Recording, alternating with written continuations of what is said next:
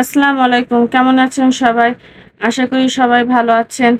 আজ আমি একটা নতুন রেসিপি নিয়ে এসেছি, শাহী সেমাই রেসিপি। ঈদের দিন খুব সহজেই রেসিপিটা করা যায়। চলুন তাহলে শুরু করা যাক। প্রথমে কড়াইয়ে ঘি দিলাম।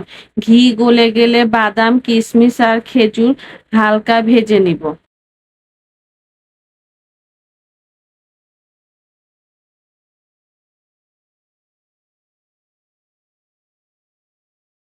বাদাম, খেজুর, কিশমিশ কড়াই থেকে তুলে নেওয়ার পর আবারও সামান্য ঘি দিব। তার ভিতর টুকরো করে ভেঙে রাখা চিকন সেমাই দিয়ে দিব। সেমাই হালকা করে ভেজে নিব।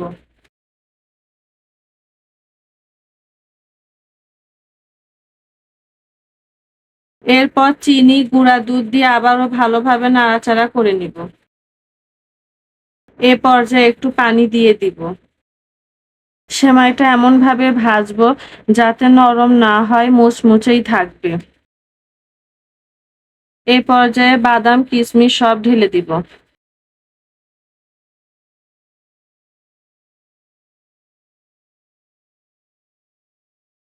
এখন শাহী সেমাই রেডি হয়ে গেছে। পরিবেশনের জন্য বাটিতে তুলে নিলাম। আশা করি রেসিপিটা আপনাদের ভালো লেগেছে। এরকম রেসিপি ভিডিও পেতে আমার চ্যানেলটি সাবস্ক্রাইব করুন এবং আমার পেজটি ফলো করুন। আল্লাহ হাফেজ।